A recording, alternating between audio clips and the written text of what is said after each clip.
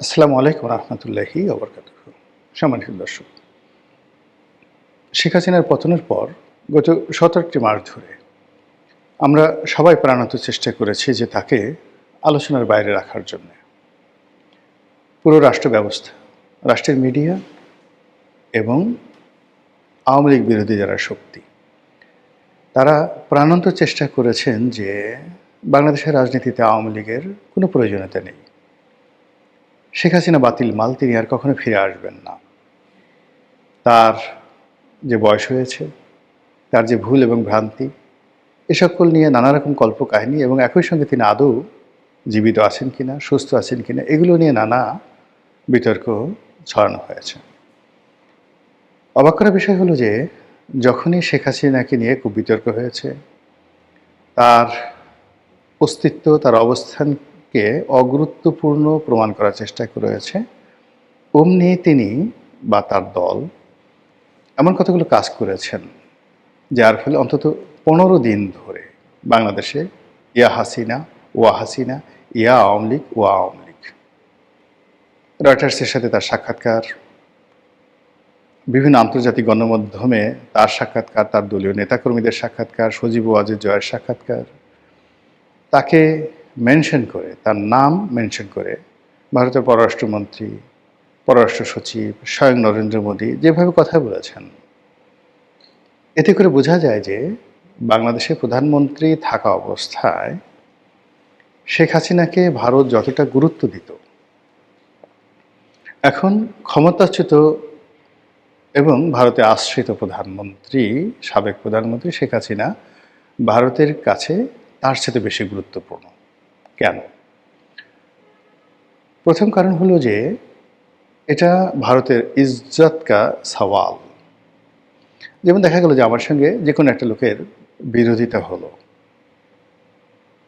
এবং আমি সরাসরি তার সঙ্গে বিরোধিতা করতে গিয়ে পরাজিত হলাম, লাঞ্ছিত হলাম, অপমানিত হলাম, সেটা এক ধরনের বিষয়। কিন্তু যদি এমন ঘটনা ঘটে যে আমার সঙ্গে কারো বিরোধিতা আছে এবং সেখানে আমি না গিয়ে আমার সন্তানকে পাঠালাম, আমার প্রতিনিধিকে পাঠালাম এবং সেখানে আমার সেই প্রতিনিধির সঙ্গে খারাপ আচরণ করা হলো, সেক্ষেত্রে যুদ্ধ বেঁধে যাওয়ার মতো ঘটনা ঘটে।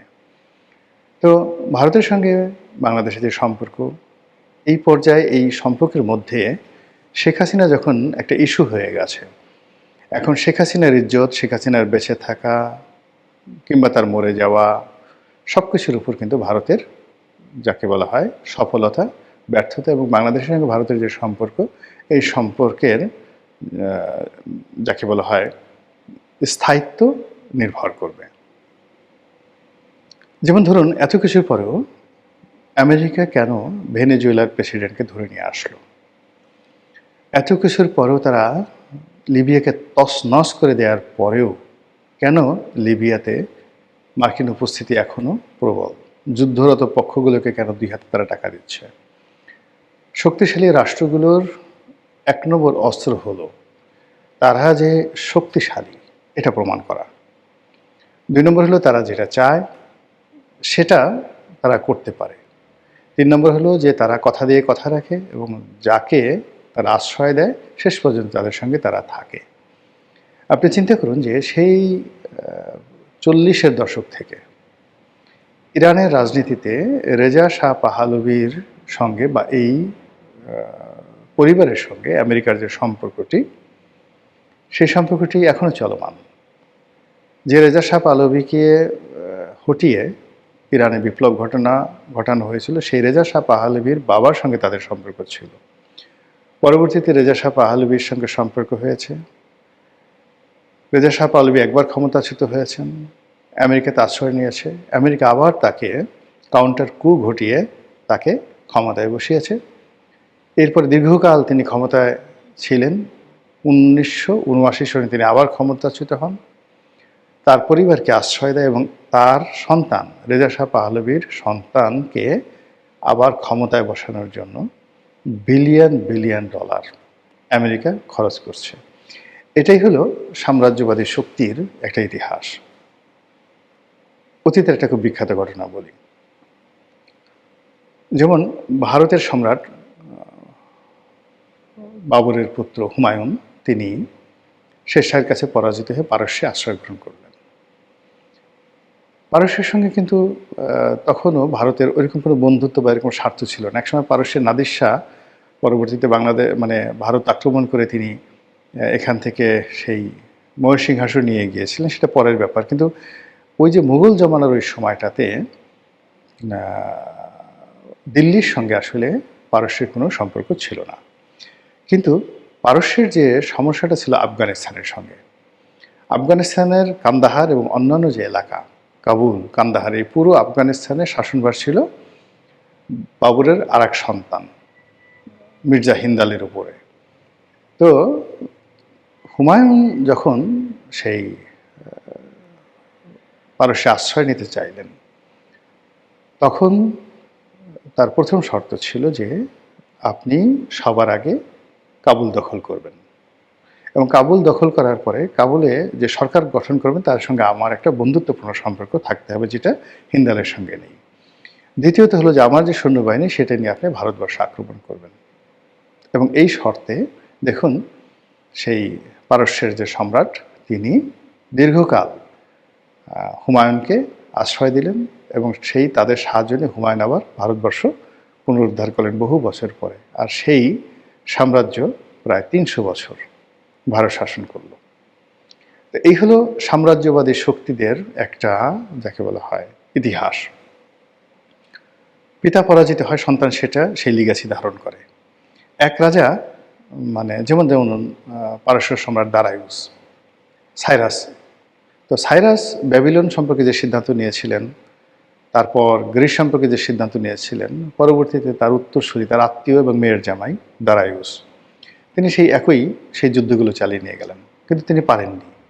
পরবর্তীতে তার ছেলে জার্কশেস তিনি সেটা সফল হলেন।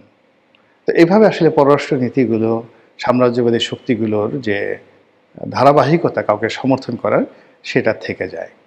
তো ভারত যেহেতু এখন এই এশিয়াতে একটা সাম্রাজ্যবাদী শক্তি, সেই সাম্রাজ্যবাদী শক্তি শেখ হাসিনাকে আশ্রয় দিয়েছে বুঝে শুনে এবং চিন্তা ভাবনা করে। আর এখন তাকে যেভাবে তারা আশ্রয় দিয়েছে, যেভাবে তারা প্রোটোকল দিচ্ছে, যেভাবে তার পিছনে বিনিয়োগ করছে, এটা কেবলমাত্র শেখ হাসিনাতে থেমে থাকবে না। এটি আওয়ামী লীগের অন্যান্য নেতা, আওয়ামী লীগের সংগঠন, শেখ হাসিনার পরবর্তী বংশধর সবার প্রতি এই জিনিসটা চলতে থাকবে। যতদিন পর্যন্ত বাংলাদেশে তাদের স্বার্থ থাকবে, সংশ্লিষ্ট থাকবে, তারা কোনো অবস্থাতেই তাদের এই আশীর্বাদ, আওয়ামী লীগের উপর থেকে আশীর্বাদ তার তুলে নেবে না। উদাহরণ হিসেবে জাতীয় পার্টির কথা চিন্তা করেন। বাংলাদেশে যারা ভারতের সঙ্গে আসলে ট্রাস্ট দিয়ে একটা বন্ধুত্বপূর্ণ সম্পর্ক গড়তে পেরেছিলেন, তাদের মধ্যে এক নম্বর ছিলেন হোসেন মোহাম্মদ এরশাদ।